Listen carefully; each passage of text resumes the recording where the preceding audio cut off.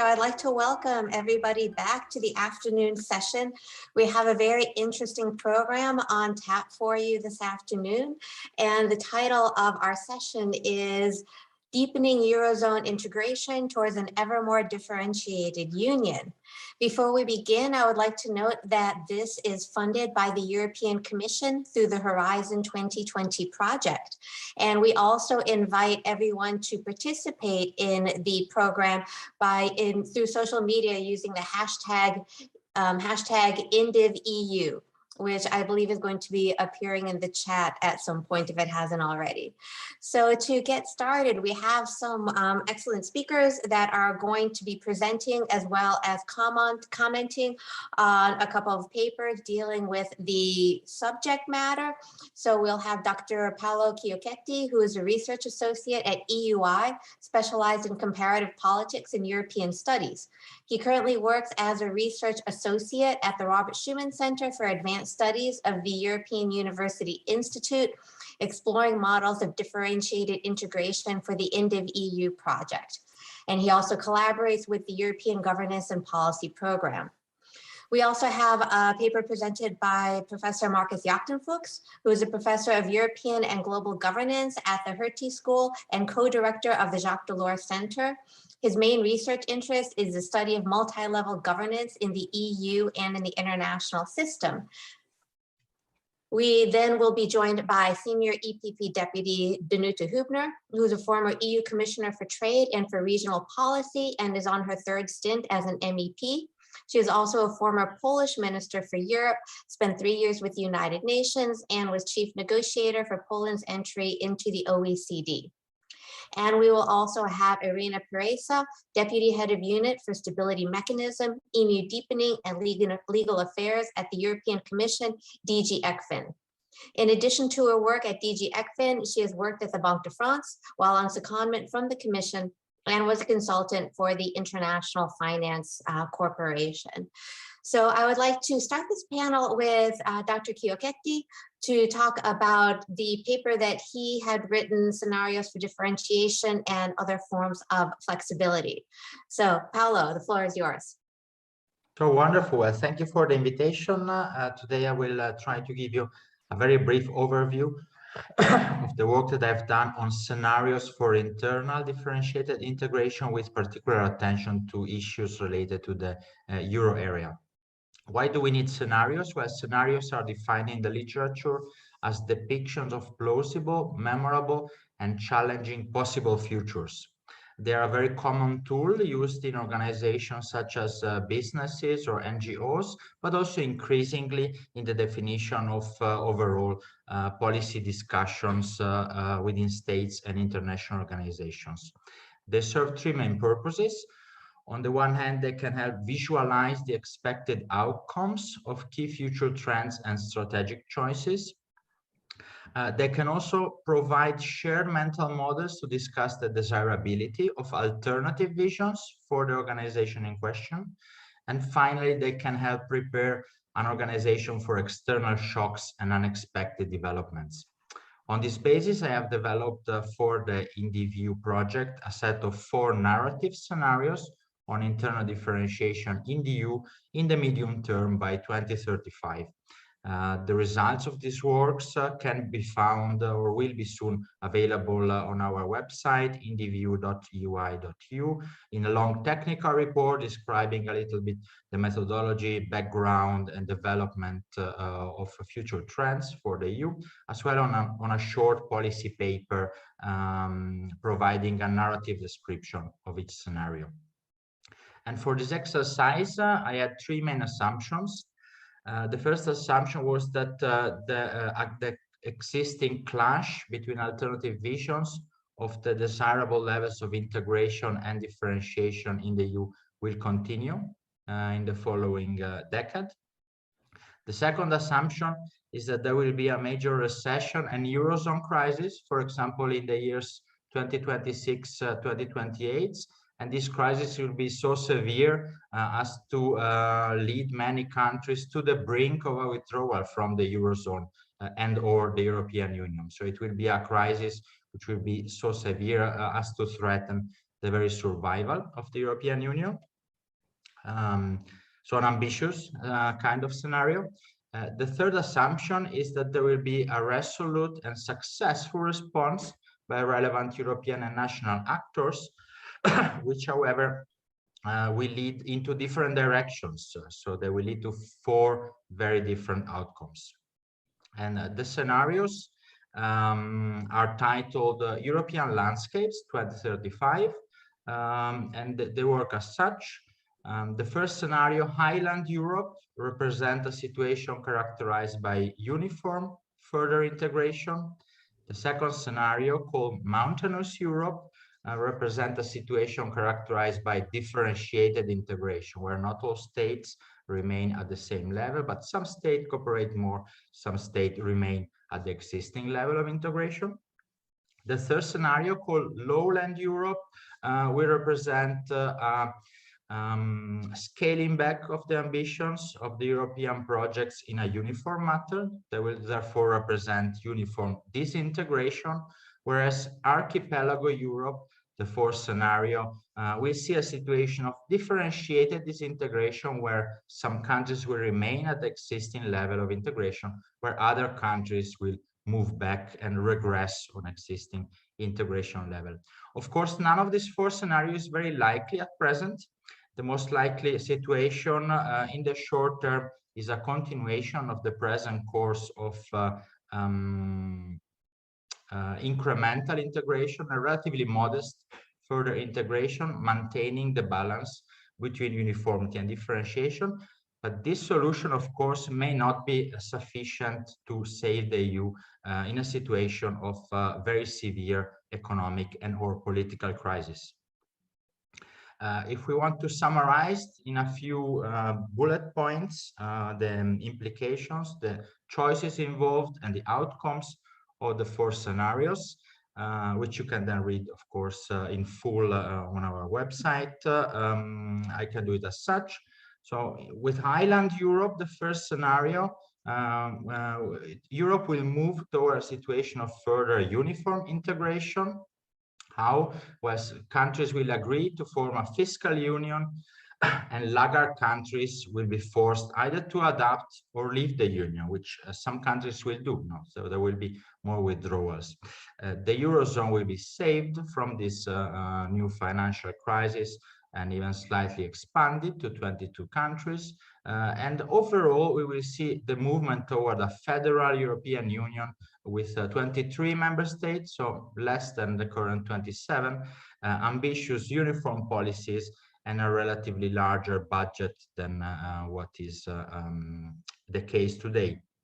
In the second scenario, Mountainous Europe, we will instead see the movement toward more differentiated integration. So vanguard groups of countries will move forward in specific policy areas, including but not exclusively the Eurozone.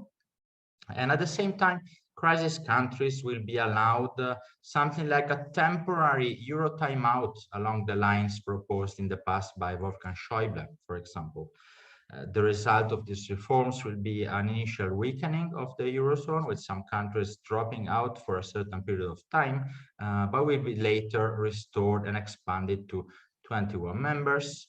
Overall, the final conclusion will be a differentiated EU with the current number of member states, 27, ambitious but differentiated policies, and a medium-sized budget, more or less or slightly superior of what is now the case with the next generation EU.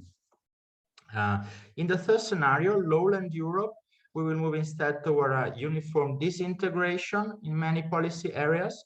In order to prevent a complete collapse of the European Union, member states will agree to reverse the integration of core state powers and refocus the Union exclusively on the single market. So the Eurozone will be completely dissolved in this scenario and replaced by a looser European monetary system. The final outcome will be a kind of market EU with 30 member states, or more than what is presently the case, modest but uniform policies focused on market-related areas, and a smaller budget than at present. In the fourth scenario, Archipelago Europe, we will move toward differentiated integration with the concession to many countries of national opt-outs from existing EU legislation. The Eurozone will break up into two parts, a northern Eurozone centered on France, Germany, and the Benelux, versus a periphery dominated by national currencies. And the final result will be a kind of a la carte EU with a very large membership, 35, modest but very differentiated policies with islands of very high integration in a sea of exceptions and opt-outs and a relatively small budget. So as I was anticipating, the four scenarios are somewhat extreme, so are the result of a very serious economic crisis, but they are on purpose built like that in order to make clearer the possible outcome of important strategic choices in this area in the event of a very serious challenge to the future of the European Union. I can conclude by saying a few words on the desirability of Eurozone-based differentiation. Is it desirable to continue with a Eurozone including only parts of the European member state? Is it desirable to move forward with integration based on the Eurozone and leaving behind other countries? Well, I will refrain from offering my personal opinion on this question because on the one hand, answers will inevitably vary according to the interests, preferences, and background of each observer. And on the other hand, the very purpose of the scenario planning exercise is precisely to encourage an open debate between different perspectives rather than foreclosing the discussion. That's why all the four scenarios, they are very different, but they all represent somewhat possible positive solutions toward the resolution of a new serious crisis. However, in general terms, we can say the following points about differentiated integration. Firstly, differentiated integration often leads to highly contextual, unclear, or normatively controversial outcomes. That's why we are not all in agreement among scholars about the appropriateness of differentiation in specific cases and specific issues, and precisely its size and composition as well. In the Eurozone, we know very well there is a lot of discussion among economists, for example, on the optimal size of the currency area. Is it an optimal size now or not? This kind of discussions. Secondly, differentiation is often suboptimal from the point of view of functional benefits, but nevertheless necessary to avoid deadlocks and vetoes, and therefore the preservation of the status quo. We cannot imagine we cannot pretend, let's say, that the alternative to differentiated integration is uniform integration. In most of the cases, the default alternative is the preservation of the status quo. We need to find some way to convince countries having a veto right on some new integration step to give up their veto. Therefore, third and last point, if we favor ambitious further integration steps but refuse differentiations for valid motives, they have been also mentioned this morning, both from the normative point of view, but also from the functional point of view and the point of view of values and fairness. Something else has to give. The examples of this are either we accept a smaller EU membership, somehow encouraging reluctant countries to leave in some ways the European Union, or we can choose to try some innovative interpretation of EU law. The European Court of Justice does it now and then. The European Central Bank also tries to devise new ways of interpreting existing treaty limits. We can try to apply threats and pressures to laggard states to obtain acquiescence, of course, but the easiest, the most democratic way is, of course, to try to find a compromise among countries, establishing package deals or compensatory payments, and therefore obtain the consent of laggard countries to either, let's say, to a uniform integration framework. So thank you very much for your attention, and I look forward to the discussion later. Thank you very much, Paolo, for presenting that very interesting and thought-provoking paper and the different scenarios for the future of economic and monetary union. So I'd like next to turn over the floor to our panelists from the EU institutions to get their reaction to this paper. And at the end, we will, of course, be opening this up to everyone in the audience as well. But Ms. Hübner, would you like to go and give the first reaction to this? Yes, thank you very much. I would actually like to talk about my favorite scenario of the four that are proposed. But before I do that, I just 2 or 3 comments to what we just heard from Paolo, because for me, it's not clear whether what do you do with potential enlargements in this context. And because, you know, we have a list of countries with whom we are also negotiating. And the second thing also is that normally, because we have federal movements as well, and when we the federalists usually are seen are those guys who have on their mind the sort of extremely tight, extremely tight integration. While in reality, what we understand by federal in the context of states, we see something different, because usually the elements, the political units of the federation, they have very often very sort of expanded competences also at their level. So there is a lot of questions which I would like the details that we could discuss. Indeed, when you talk about the forcing some member states to leave, how you can do it when you also there are many small things, but I wouldn't like to use my time for this discussion. We can have it maybe later. I would like to say, first of all, thank you for this reflection on the future and for all those scenarios that you proposed with different intensity of European integration, and also showing to potential demand for differentiated integration through whichever mechanism, because we don't know, mechanisms can also evolve. And I think it's a good paper to indeed to comment and to reflect going beyond it also.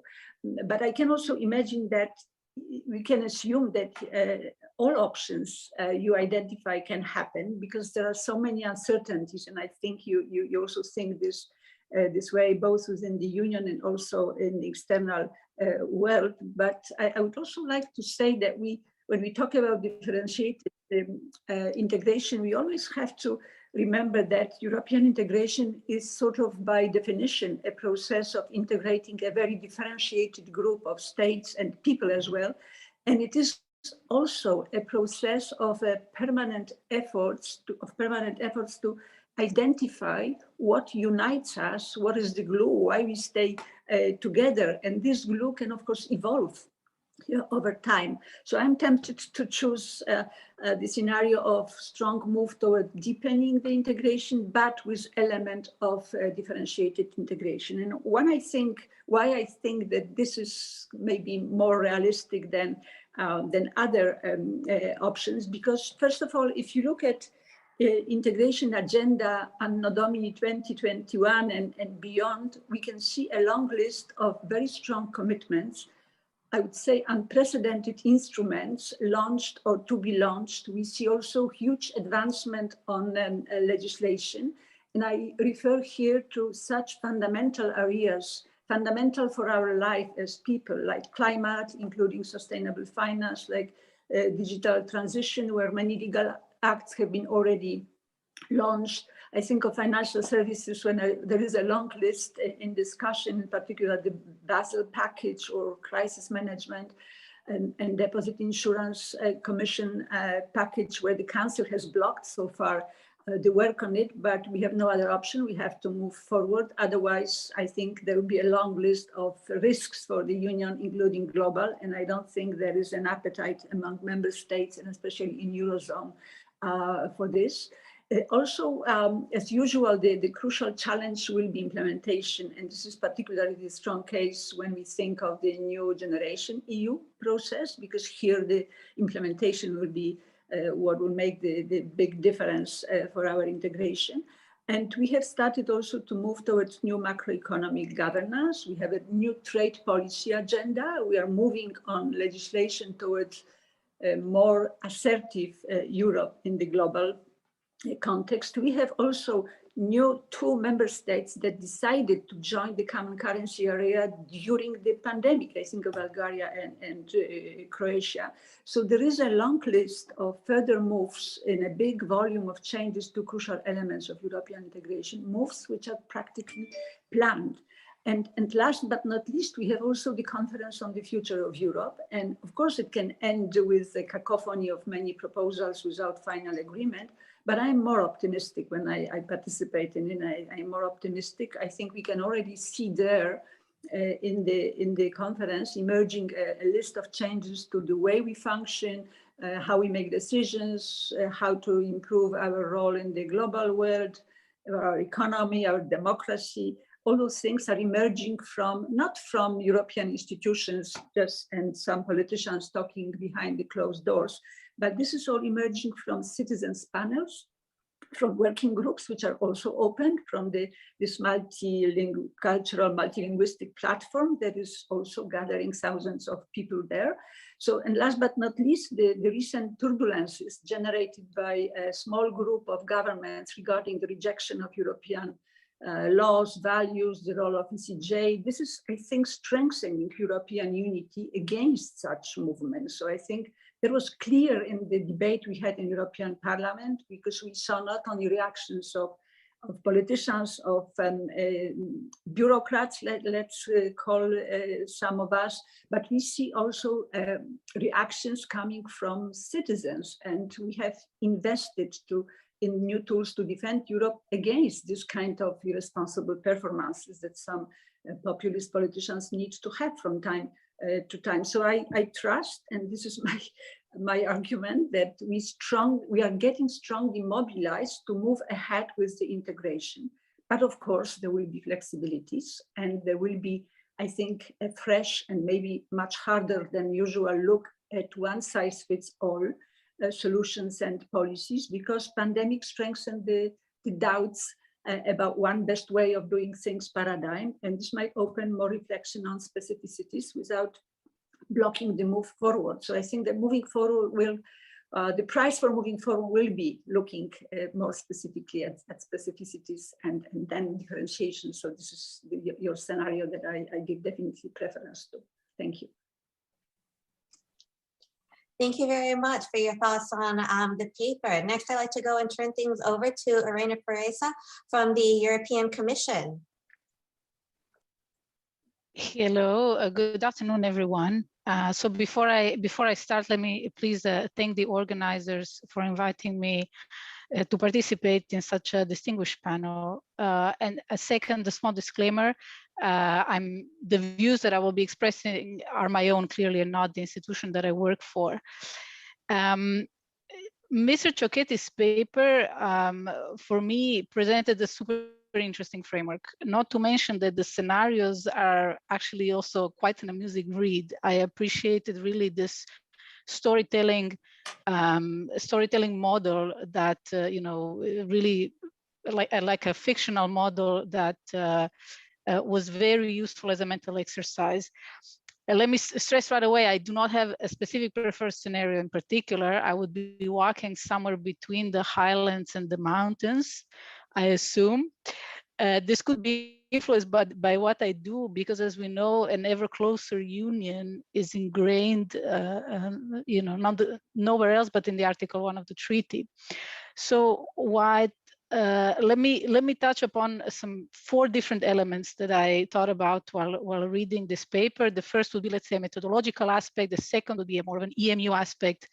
And then the third and the fourth would be more questions on my side. One would be about the RRF / Next Generation EU, and the last one, a very personal take. So on the methodological side, I really think it is extremely useful for policy practitioners also, among others, likely scenario. where there is a slow incremental integration. This also, if we look back, could depict most of the history of the EU as we know it so far, where basically we can expect a moderately higher level of integration, some or stable differentiation, little or in any case not significant treaty changes, and also possibly very modest or no enlargement. And then this is juxtaposed to these four future European landscapes. I think it's really helpful to have this kind of mental exercise to show, at least it showed to me, how anchored our thinking is in the status quo, and how difficult it is to imagine worlds that are remote from our current one by anything more than a small margin or a small deviation, which is paradoxical because at the same time we are acknowledging that the world is changing at an ever faster pace. And I mean, Mr. Chiocchetti also mentions the internal and the external components that will be influencing these scenarios. If we think about 15 years batches, you know, 15 years ago, how would we have imagined today? Or 30 years ago, how would have we imagined 15 years ago, etc. So this on the methodological side, I really appreciated this exercise. And then maybe on focusing on the EMU a little bit, most proposals right now, I mean, aim to deepen integration of an area that was differentiated to begin with, right? What I would add is that I feel that right now the costs of not advancing with further integration, and here I particularly mean, as Ms. Hübner already alluded to, the banking union, are growing. This is especially given on mind the banking landscape in Europe in a global context, where banks have been suffering a lot from overall low profitability, a very fragmented market, and potentially overbanking in the sense that we have many very different banks in Europe that are then sometimes unable to compete. And on the other hand, we have an economy that is still very, very dependent on banks. So I would say that at the point in time where we are now, not allowing for further integration in the banking union actually bears a cost, and this cost is rising.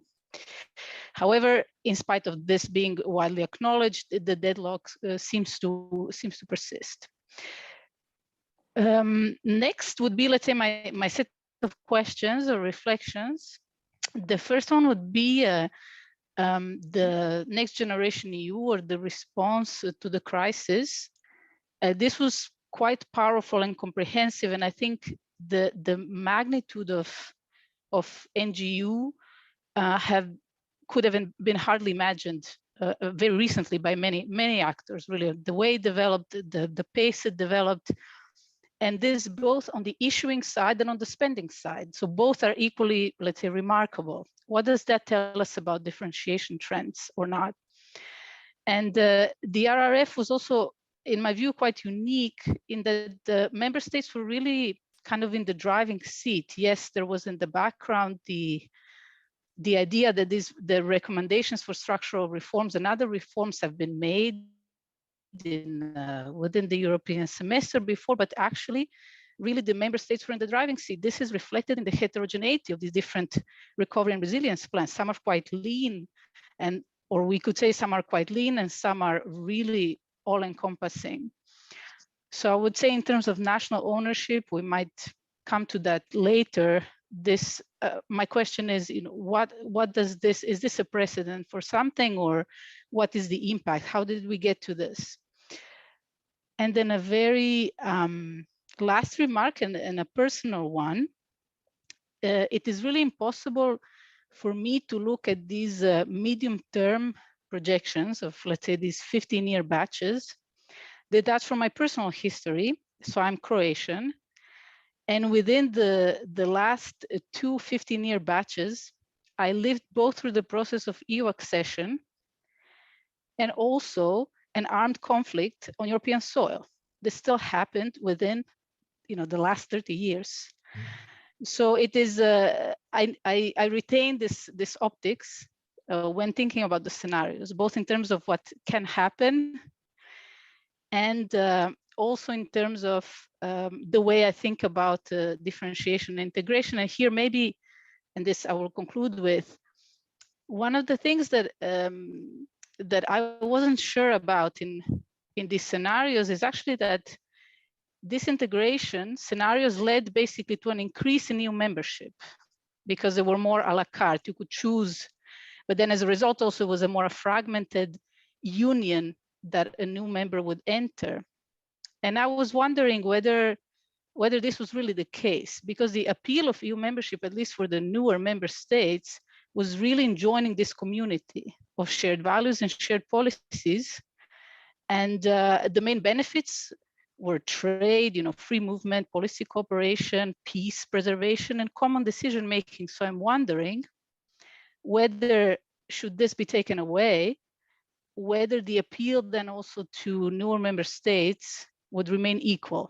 And then maybe just, of course, to note that it is not the appeal is not the same, and the drivers for accession would not be the same for Iceland and Albania, right? So we are all considering enlargement, looking to the east, but let's say that also under some of your scenarios, they could be directed towards EFTA countries or elsewhere. So maybe let me finish here. I'm looking forward to the rest of the discussion. Thank you very much for that. I would like to note that a couple of comments came in through the chat that I wanted to acknowledge before we give Paolo a chance to go and respond. So Jim Close said, what's interesting about NGEU, as pointed out by Irena, is that the overall approach was very unitary, and by the way, this was a very European debate for once, while of course the implementation is very diversified, as it should be on the ground. And we have a question from Philip Genschel. What's the difference between Paolo's 4 scenarios and the Commission's 5 scenarios in the Future of Europe white paper from 2017? So Paolo, would you like to go and respond? Sure. Thank you very much for your comments and feedback. First of all, on the issue of the preferred scenario, both of you, of course, confirm what I was trying to say in my presentation, that the most likely path of development of the EU at present is, of course, a path of modest incremental integration with no or little enlargement. And this is also the option which is most favored by European institutions, the European Commission, and to a large extent, member state as well. A kind of integration without great treaty changes and without great revolution. Of course, this is sometimes not sufficient for people, and that's why we see a proliferation of proposals for more ambitious steps of different kinds, which, however, then usually do not get realized in practice, only to some extent. Usually we try to find ways then to implement parts of these proposals in a more incremental and gradual way. On the second issue, and Danuta was also mentioning this role of federalists, and for another paper I was looking as well at what different federalist movements such as the MEP or Volt, for example, are thinking about differentiated integration. And it's very interesting that they themselves are saying, well, we would prefer, of course, high level of further integration by all countries, but if this is not possible, we are also fine with moving forward with variable coalitions, or with a core moving forward, and other countries free to join later. So this is, of course, a possibility which is very likely to try to move forward in whichever way is most feasible at the moment. And on Irena, Irena was saying, but also Danuta, does this integration lead to a lower membership? Usually, yes. If you increase the level of integration, you increase the possibility for hurdles, for disagreements, and for capacity problems. So it would seem reasonable that if you reduce the ambitions of European integration, you can get a larger membership, as it has been done in other forms through, for example, the European Economic Area or similar agreements where you focus on the single market, you can integrate more easily also countries which are more attached to their national sovereignty or which do not really wish to move forward in all different policy areas. But of course, you are also right that in a situation of a rapid and strong crisis or decline of the European Union, also the overall attractiveness of the project is reduced. So we could also certainly imagine a situation where this integration leads to a slippery slope of decreasing unattractiveness of the European Union. I did not build a scenario this way because I wanted in all four situations to depict a successful situation. So to allow people to balance and assess the pros and cons of each situation in four relatively successful situations, not one situation very good and another scenario very bad. Genshel is asking what is the difference between my four scenarios and the scenarios of the Commission. Well, they are more ambitious and a little bit more radical.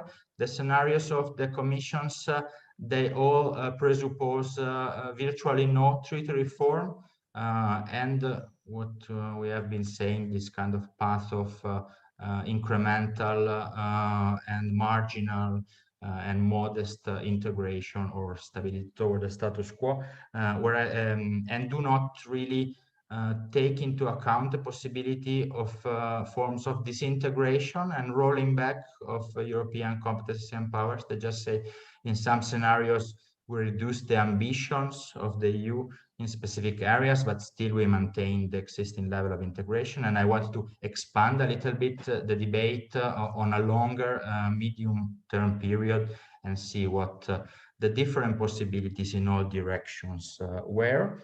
And the comments on NGU by Irena and Closer, of course, both true. No? So it represented both European debate, but also kind of very variegated implementation at the national level. We will see. So it was very interesting the fact that we started before this program with the idea we need a common Eurozone budget, we need a parliament for the Eurozone, Ministry of Finances of the Eurozone, all these kind of ideas. We ended up with a very uniform program. If it's successful, it could pave the way for a continuation of the EU toward a more uniform trend of integration.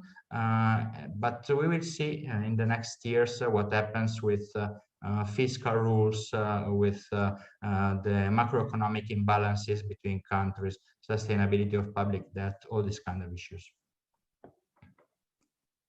Okay, thank you very much. I'd now like to turn things over to Professor Markus Jachtenfuchs to present his work on constitutional differentiation and policy reintegration in core state powers. Thank you very much.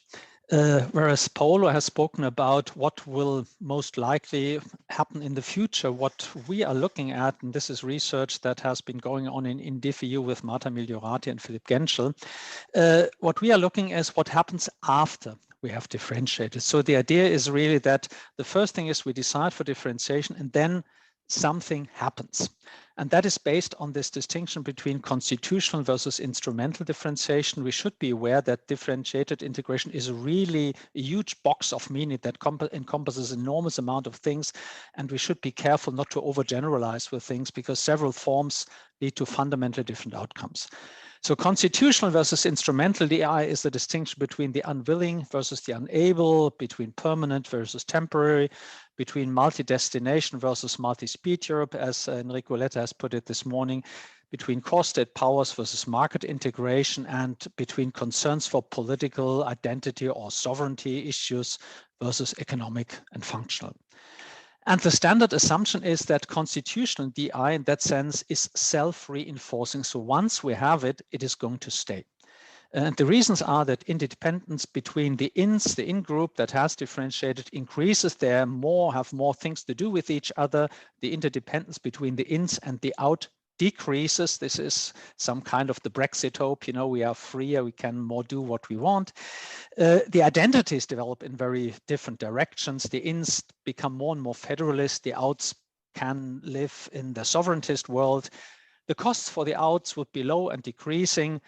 And this is warranted by the past record that actually there has been no formal termination of constitutional DI with a single exception, that is the UK Social Protocol from the 1990s. You know? So once we do constitutional DI, it stays, is the idea. A third thing which I just want to briefly mention, because we spoke so much about federalism here, is that federalism is really about accommodating diversity, and we should not forget that the EU is an extremely diverse union indeed, but there are more ways to accommodate diversity than differentiated integration. Last point on this, DI on new policies that do not yet exist is again fundamentally different from DI on existing policies, because DI on existing policy means to unwind something which makes the costs really increase and explode. What we did is we looked at the policy consequence, basically the costs of differentiation when it has been adopted. And we have a very simple cost-benefit calculation, a model that looks at the cost and the benefits both for the ins and the outs, which they calculate after that decision has been taken.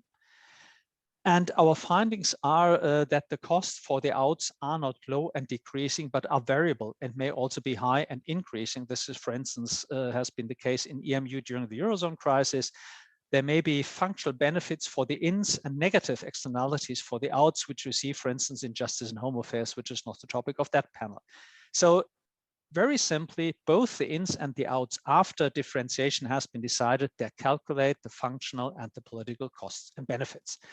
We analyze this with a data set, but I will not bore you on that. What we find actually is, to our great surprise, really, that 73% of what we call reintegration opportunities, that is cases where there was a political window of opportunity where one could discuss, well, can we reintegrate somehow materially, were actually used. This happens mostly in justice and home affairs. I think that meets Jim Close's remark from this morning. There's much more to Danish opt out from justice and home affairs than meets the eye. So we can really see this to a large degree.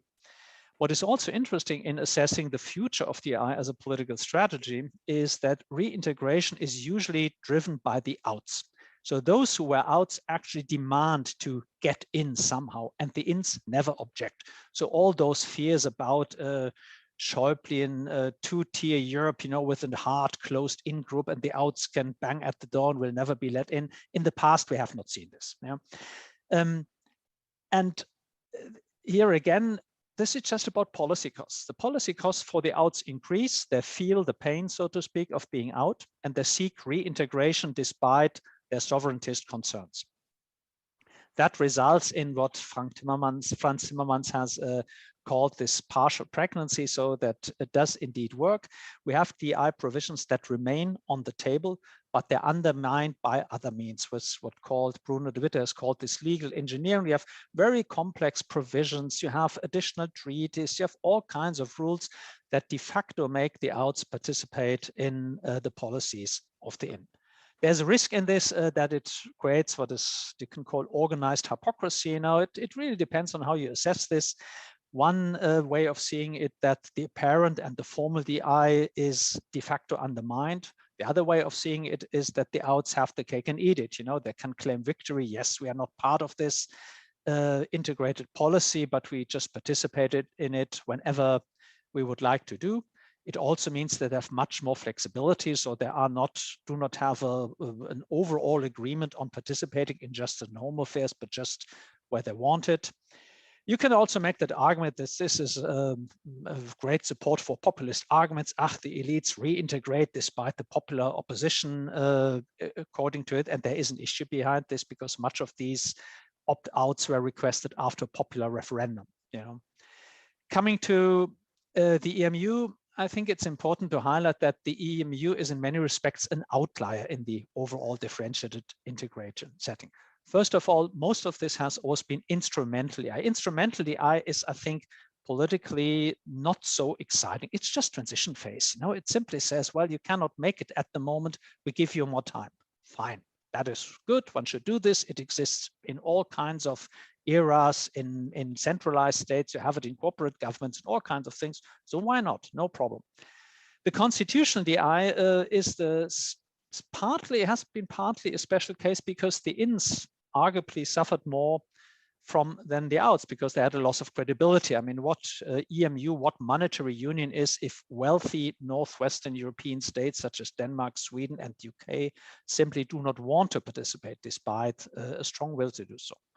The euro as a currency is a binary thing. This is one of the few things where you cannot have these gray zone, strictly speaking, that don't have pale euros or something like this, you know, but still there's something like the ERM2, so you can participate in the exchange rate mechanism.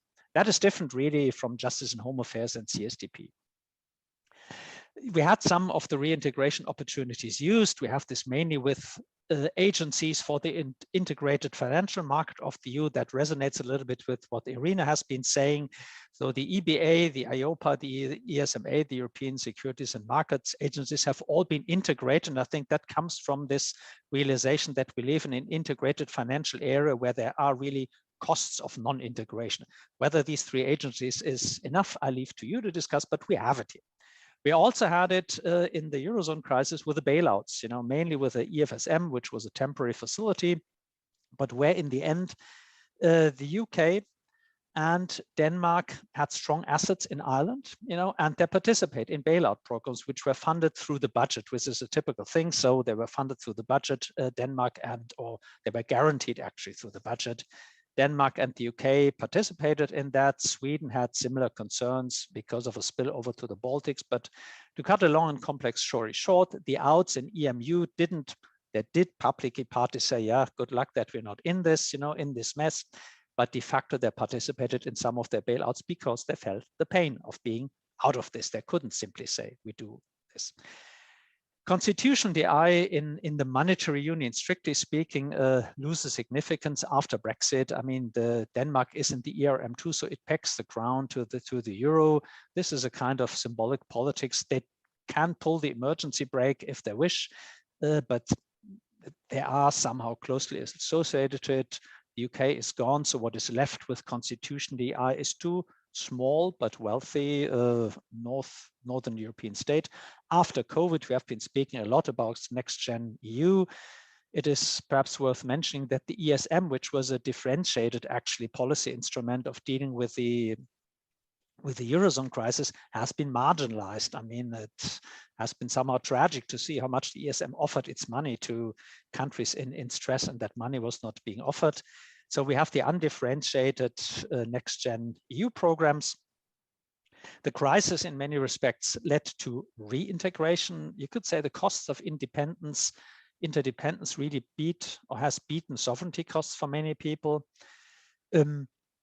Still, if we look towards the future about next-gen EU, one should not forget that DI in redistribution is difficult. I mean, the issue is here that if we have differentiated integration that basically said that the frugal ones do not participate in redistribution and fiscal solidarity, obviously that fiscal solidarity doesn't make sense. So we do have an issue if you want to have an EU with a larger budget. That means that net payers, net recipients issues will be more salient, and differentiated integration there is an issue. It's not a solution for that type of problems. On next-gen EU, second last point, I think the reason why it has been adopted and why it has been so strong and why I think everybody praises it as a success at the present time is because this was a symmetric crisis, number one. We all were somehow in it. Yes, Bruno de Witte is right in mentioning this morning that it involves redistribution, but we were all in it somehow. We could not really say this is your problem. And the second thing is it didn't involve moral hazard very much. You couldn't really credibly claim, oh, you have the virus because you did irresponsible policies in the past. And that is a very unique condition. We should not forget that, whatever we think about it. Last point, because it has also been mentioned this morning that about the new German government, about which we all speculate, obviously, especially the Germans, so that the German government has had in this coalition agreement this provision that says they're in favor of creating a united federal European state. You know, That is an important step. And when you read the coalition treaty, which is obviously a document that processes dissent and is a path forward rather than a hard decision, yes, that it is there. But what it also has, this united federal state, is it has no money, because that is what the liberals really do not want. That it also clearly said Next Gen EU is time limited. It clearly also restates that budgetary discipline is really important. It's a core value, etc. We stress this. And it probably also has no army, because the Greens do not want it. So we should really see this with a certain grain of reason. Again, on Next Gen EU and on differentiation, it was a unique situation and a unique opportunity. And I think much of differentiated integration in that field depends on whether this constellation can be repeated or not. But I think in order to avoid differentiation, which I think is what many want, it's extremely important, or it depends on whether you can frame this as an issue that really concerns all and doesn't put one part of the EU against the other part of the EU. So where everybody can claim victory. Thank you. Thank you very much for that presentation and for the paper as well. So I'd like to go and hand things over to Irena this time for some initial reactions. Thank you, Michele. Thank you, Markus. Also for, again, a very interesting read, which to me delivered overall an optimistic message that the outs did reintegrate, just by different means and by somehow a round way, because the functional incentives were very strong. And I think it just goes to show that Europe is a whole, whether we have ins and out, the interdependencies, and if you so wish, the orientation of countries towards one another is simply too strong. Simply too strong to avoid to imply any other scenario. So maybe to zoom in on the EMU, I likewise agree that it is an outlier since inception, because it was differentiated in the beginning. And as you said, although the idea behind the differentiation was instrumental, so for those who were not ready yet to join the EMU, it then mostly turned into a constitutional nature. Again, Croatia, my own country, would be an outlier to this as well, because we are arguably moving past this instrumental phase into a full-fledged membership soon, hopefully. And the less optimistic message is this reintegration happened always, or very often, on back of very serious crises. And the examples that you use of the FSM and even the bilateral loans is a very pertinent one.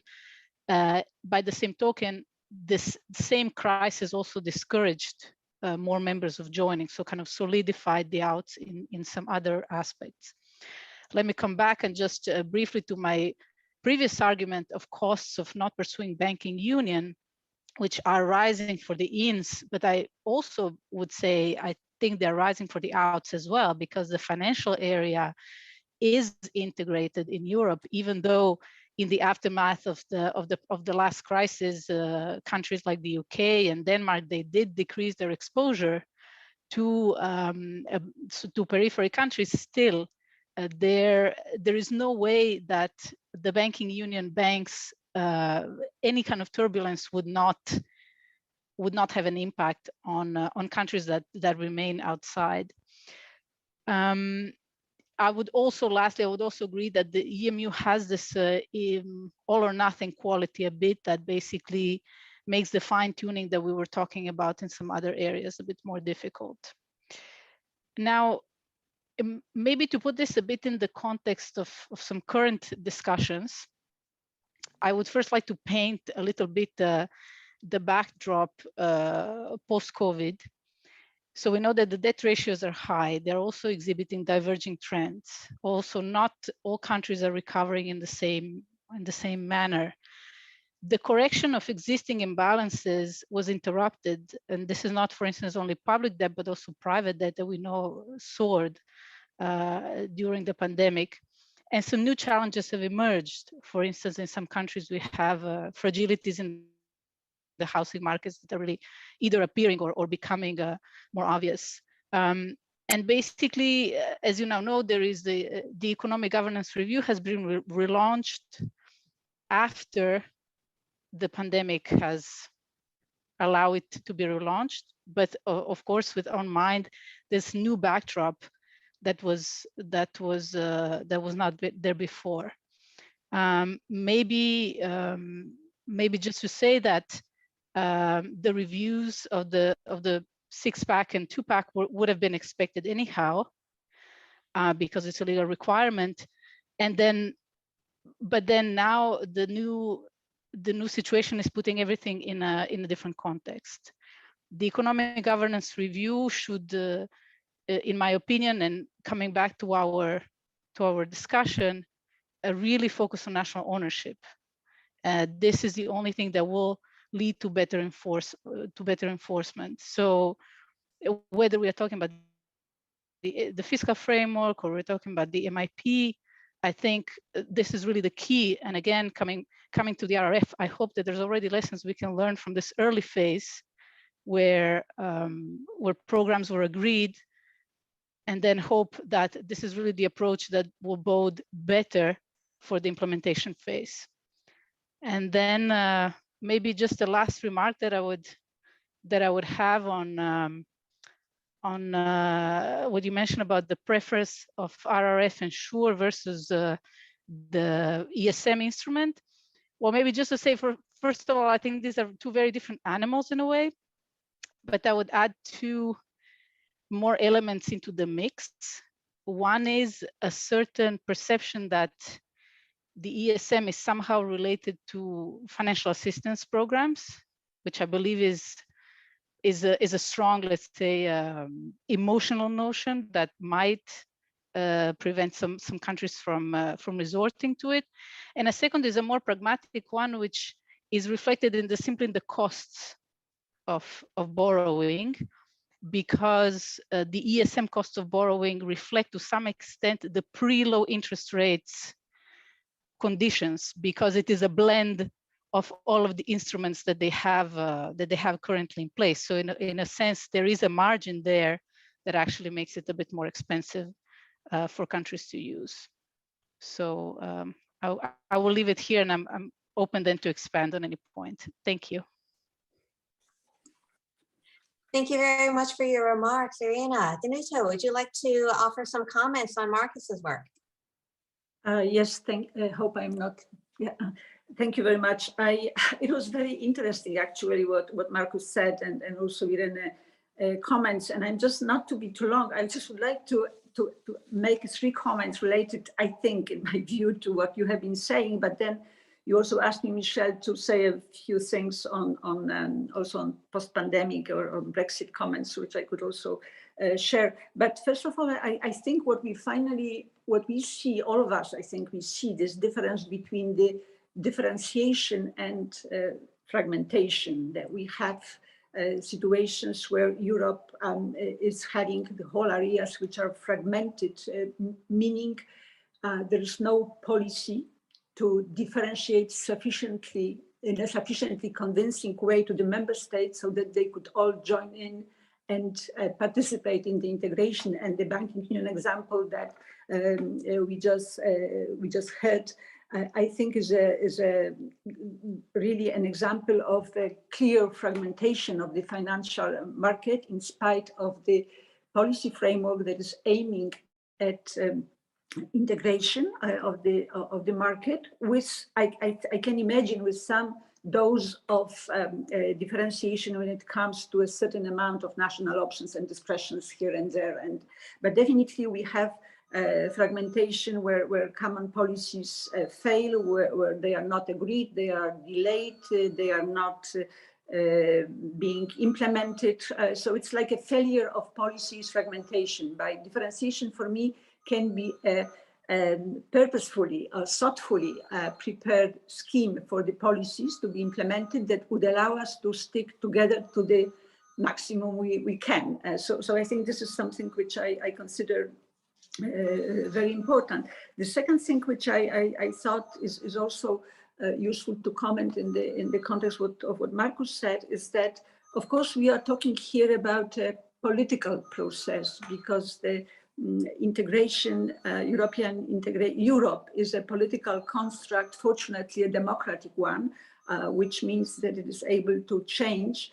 And integration is a political process which is evolving over time. And it's important to see why it's evolving. I think the whole process as a political process is a process of change. And if you look back, we had basically from day one, this integration moving through small steps or incremental, I just say small steps in reaction to internal challenges, external challenges, ideas, dreams, expectations, whatever. But from time to time, we had in the European integration just this moment of this big moment. Sometimes it's constitutional, sometimes without the change in the treaty, where we had really a big change. And of course, I think here, first of all, single market, but also the currency and also the Schengen, and probably you can still think whether there were other big moments. And I think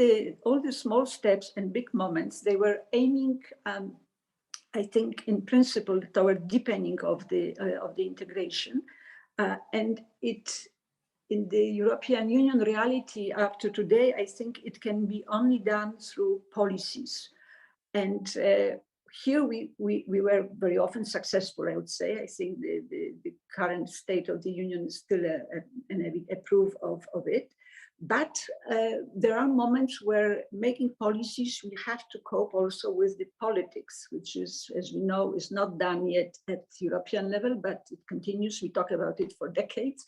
It continues to be a national level phenomenon. And this is the politics actually that is bringing problems, that is just sometimes taking us backward, we move backward, and sometimes it allows us to maintain at a high price certain solutions. But this politics, this process of politics and national process, I think is dangerous when it comes to a moment where, because of national situation, sometimes some legacies, sometimes other political interests, all of a sudden, what we considered a European good begins to be questioned. And this is the example I already gave, where we start to question because of pure national politics, political interest, question the value, the rule of law, the liberal democracy, everything that can be questioned, which is the fundamentals of our existence. So I think that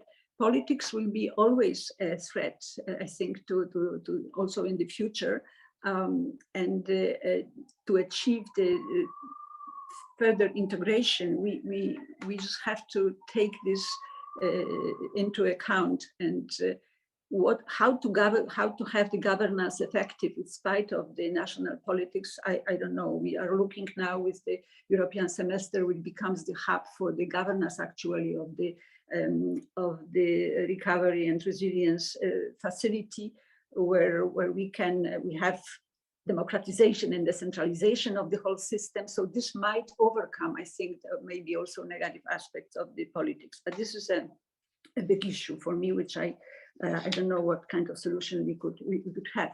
And then going to what you actually, Michele, asked me to also comment, I think that the pandemic is an excellent example of how the European Union can help overcome the national egoisms and lack of solidarity. Because you remember that the pandemic just fell on our heads unexpectedly, if you think in terms of our preparedness, but also it's been global, and that means there's no place to hide, to run away from. So we were all affected. And I remember also the first days of March last year, when the thousands of Estonians were trying to get back to Estonia from European institutions. Not only, there were hundreds of them on the German-Polish borders, and I was just getting SMS just trying, Danuta, what the Poles are doing. And so there was this feeling that all of a sudden that there is no solidarity in Poland because Estonians cannot get back home because Poles had a lockdown on the border and they didn't see the stupidity of this moment where you keep people on the border who want to go home. I'm not going to comment more on it, but I think that was an example also of the lack of solidarity. And then, so that was one thing which, just an example showing that the EU had to react at the EU level, but there is also another example. For example, this global pandemic just affected us asymmetrically. So you could, depending on a lot of things, or for example, on the structure of your economy, whether you had tourism as an important sector or not, you were affected more or less, just again, an example. And then we also could see immediately the asymmetry in reactions to what was happening because of this crisis induced by pandemic, because we could see how different are our institutional capacities nationally, how different is the capacity of public administration in the well-developed economies, how different our systems were. And then, of course, we could see that it was clear, I think, from Brussels, let's call it perspective, that if solutions are left to national level, we will have a very multi-speed Europe, which we didn't want to have at that moment, at least. So indeed, the Union reacted after an initial hiccup very quickly. And I think it was mentioning that there was never thinking in European institution that here we have the Euro area, which should maybe deserve also the use of other instruments, which actually ESM used this, but I don't think it was exploited by any member of the Euro zone. Otherwise, we just had across the board, I think, full understanding that the EU dimension to the disaster requires the EU dimension also when it comes to the use of EU-wide instruments and EU-wide policies. And I think there's no place now to discuss, but I personally think that we managed to deploy what the EU has at its disposal in such a difficult moment. I think it was a successful reaction, not only the first stage for survival, but also the second stage, which was so many times mentioned already today, which is this economic machinery linked to the new generation EU. And here I just would like only to mention one thing, because we are indeed moving towards where we were always very, very bad, I think, towards better coordination and better outcome of the macroeconomic governance. And I think here of European semester in particular, where we know the recommendations and they are not implemented by member states. And there is a whole story about that. And I think we managed to find the way to make really European semester really an ownership of people on the ground, also at local level, because this marriage between the national plans-based recovery and resilience funds or facility and the European semester, I think is indeed producing a value added, which I think has a chance to make the European governance, economic governance and coordination, especially of the reforms and investment, which was actually in the idea of the first 5 presidents' paper, just to have reforms linked with funding for investment that would be part of implementing the reforms. It was never picked up. So that's, I would just like to add to it. On Brexit, I actually, I would like only mention two things, because is Brexit contributing to the differentiation of Europe, and especially in Eurozone? What is this doing to us? And I would say that so far, Brexit has been producing nothing more but unity on the EU side. And you know about the negotiations, and also now when we look at what's going on in the whole area related to the Irish protocol, where the situation is very bad, but we are really united on the clearing in the financial sector. On the clearing, we are also united, but there are areas where we have national competences.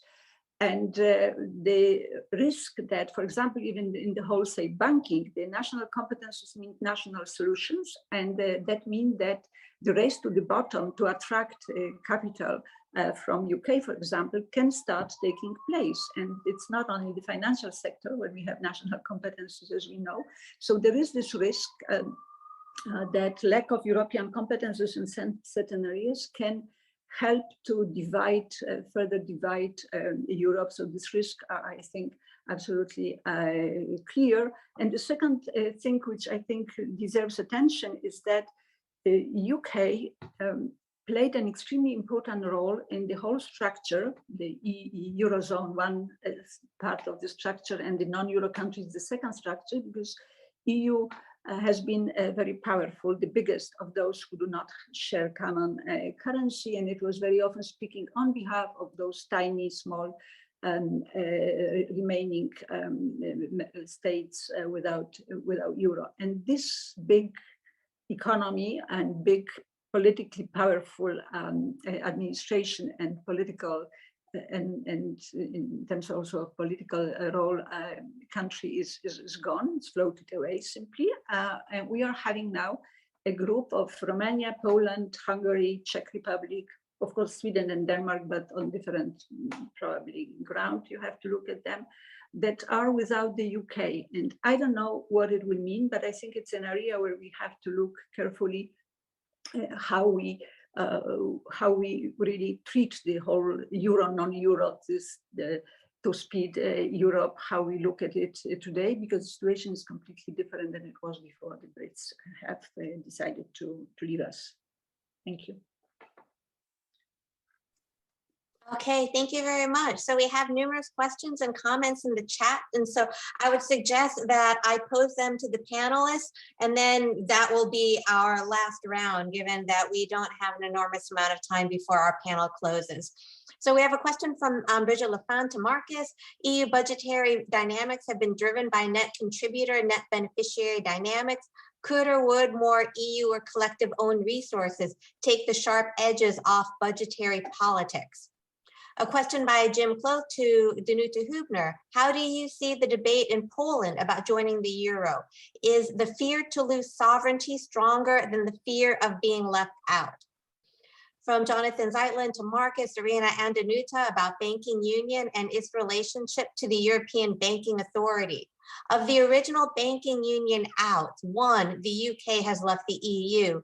2, Croatia and Bulgaria have moved into close cooperation with the ECB/SSM. 1, Romania has announced its intention to apply to join the euro in the mid-2020s.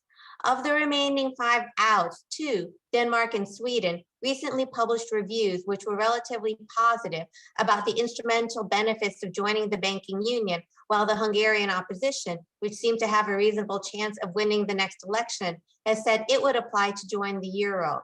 Since if the number of banking union outs drops to 4 or fewer, this would abrogate the double majority voting system in the EBA negotiated by the UK.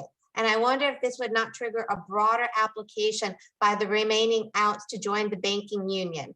And might this also trigger a similar trend for the euro itself?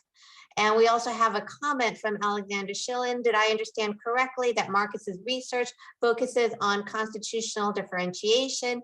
In this regard, I think Irena's point about instrumental differentiation in EMU turning into constitutional differentiation is an important one. Since the sovereign debt crisis, accession to the euro area became more unlikely in several countries, such as Poland or the Czech Republic, I acknowledge the exceptional nature of Croatia. For this reason, research on self-reinforcing path dependency and countering factors such as reintegration of DI in EMU is also relevant when it comes to instrumental differentiation. Thus, I think the focus on constitutional differentiation might be too limited.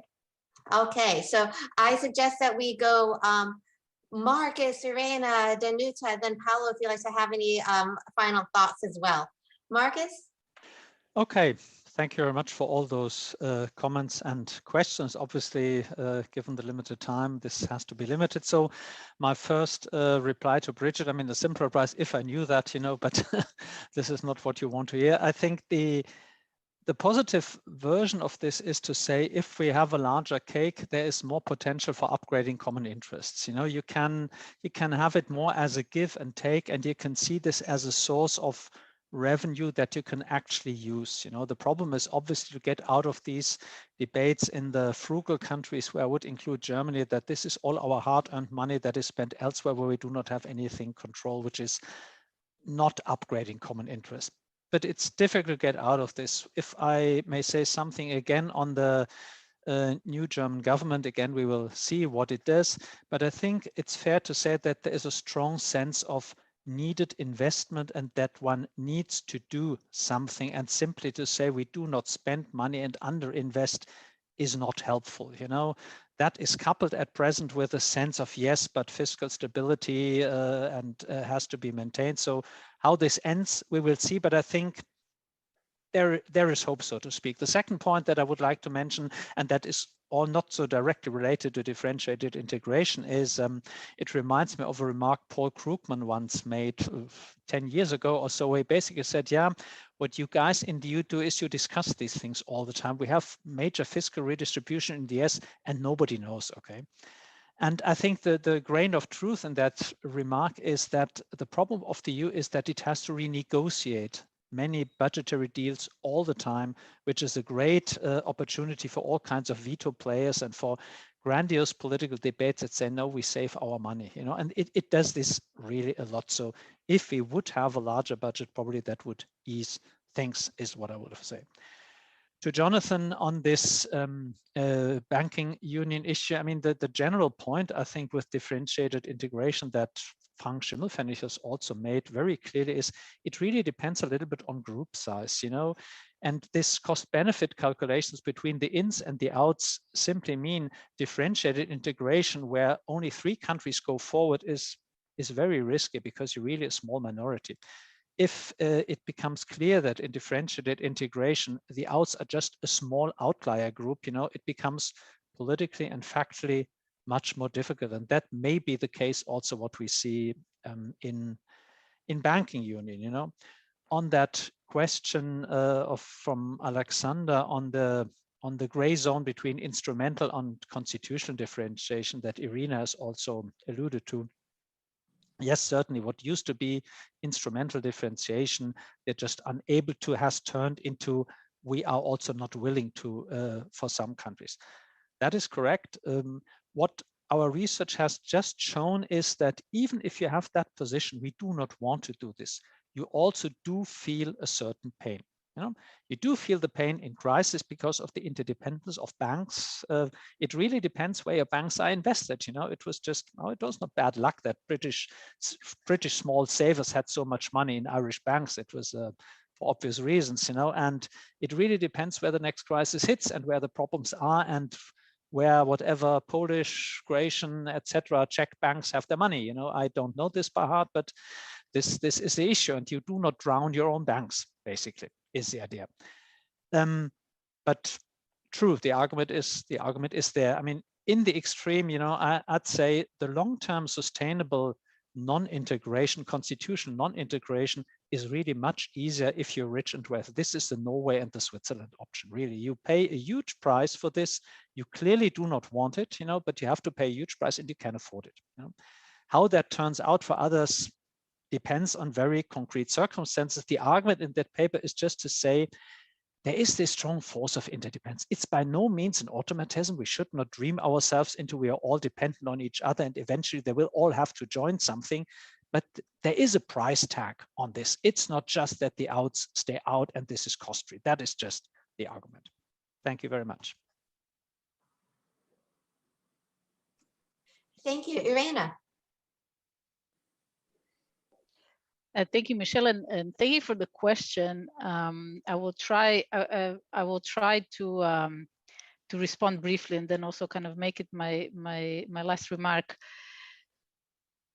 To begin with, I do not believe that a change in the voting framework in the EBA would be sufficient to change a country's decision to join or not join the Eurozone. If only it were that easy. I think it's a very astute observation, but I do not see it as a main, let's say, driving force when we look at the remaining or the prospective candidates, member states to join the Euro area. What I do see and also let's just remind ourselves that for some of these countries, the access, or rather non-access to the Eurozone was voted on a referendum. So we could not imagine a different scenario probably happening this time around. And again, Markus in his paper noted very well that the elites oftentimes would be more prone towards integration, and then the interest groups, popular opinion, what have you, would be the reasons behind differentiation, let's say, moves, rather than the current elite being in favor, which is more often the case. What I do believe will be framing or might be important in the near term for Euro area considerations is actually what could or could not be lasting developments in inflation trends. And this is and potential raises in interest rates or repricing of risk in the markets. This, I mean, both from a monetary policy perspective, so what the ECB would actually, how they would actually be addressing this, but also from a fiscal policy point of view, because actually higher debt, as we know, is less costly when the interest rate and growth differential is negative. And this has been the case for a long time, but chances are it will not last forever. So I would say that, you know, if you were to ask me about, you know, what could be a determinant then of countries weighing or reweighing their pros and cons, I would put a heavy emphasis on this. Thank you. In the near term. Thanks. Thank you very much. Danuta, would you like to comment? Yes, thank you. I just would like to have one sort of more general comment before I go to Polish issue, because I think when when member states make decision, because I was just also sort of witnessing or participating in some of those decisions in the many years ago. When you decide on whether you join a certain policy or you ask for a kind of flexibility or opt-out or whatever, derogation as we used to call it mostly, normally there is the thinking in the terms of, there is this political horizon in terms of the next election. So this politics, the issue of politics is also playing a role in such decisions, which means that we look at this only at the moment when we look at our input we have to do, political input or any other input, the change of law that has to be provided to because we are joining a certain policy. And there's never, I've never seen any thorough analysis in such decisions of the longer term output of being part of a certain policy and not just being outed out or opted out or whatever you would call it. And this is, I think, a big mistake, which is probably to a certain extent cultural as well in terms of political culture. But I think we should also work on it, I guess, and think that there should be some, I think, some arrangements that would force the member states to provide also this different type of analysis in terms of the argumentation for not just having a political argument that we don't want. So that's just additional comment. But on Poland and the euro and the common currency, well, it's a very frustrating issue, actually, because we have had years ago in Poland a very well established institutional framework for preparation to join the European Union. There were regular annual reports coming from the National Bank of Poland, and all that in 2016 disappeared when the current government took over. We don't have any structures, we don't have any persons, any institutionally sort of organized processes that would work on preparing Poland to join one day. I'm not talking about tomorrow, but maybe in 10 years, 15, I don't know, but just having this perspective and preparing Poland, identifying issues. There's nothing of that, and there is only the political argument, which is, of course, sovereignty and Polish currency has to stay forever, because without that, Poland will just disappear from the map, or whatever is the argument. But so this is politically, this is the not serious, actually. The problem is with European Union, because we had many talks on this, some of us with the Commission also, that the Commission maybe could do more to encourage Polish and even current government to start preparing, to consider the need to be prepared. That might take years. But the Commission, Irena, I'm sorry, it's not to you. I am myself former commissioner. So the Commission cannot basically start helping the country to prepare for Euro unless the country expresses, like it did, like Bulgaria, Croatia, or Romania, to a certain extent express their will to join the European Union. So this is, again, I think, politics on the EU side, which is not correct and which is not facilitating the whole process. And then we have situations with the banking union in this context. I remember when the banking union was just launched, was being launched, the Denmark central bank gave an opinion about the rationale to join the banking union by Denmark. Then I think there was another one positive opinion also on that. From Sweden, we hear that it's a question of political culture. You really don't need a referendum if you have an agreement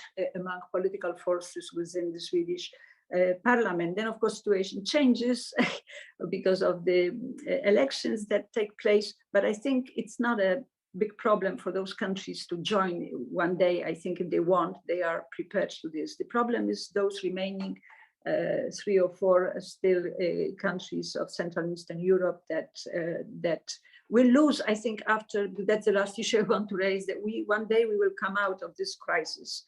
And the question is, will we come out as more diverging economies, or more diverging also member states with also different political attitudes toward Europe? If we follow one of those horrible Paolo's scenarios, what will be the appetite for Europe? And my feeling is that one of the major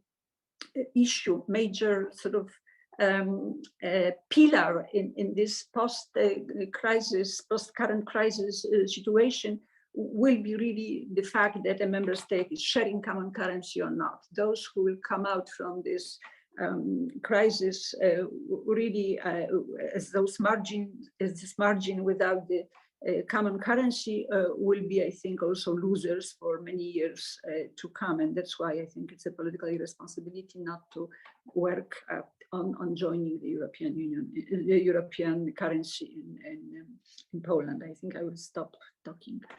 Thanks. Okay, thank you very much. And I'd like to invite Paolo, if you have any final remarks you'd like to make. No, not particularly. It was a very interesting discussion. I shared the concerns of Irena on issues of inflation, debt sustainability, things that might, of course, change in the next 3, 4, 5 years. And this will be very important to determine the future sustainability of the euro area.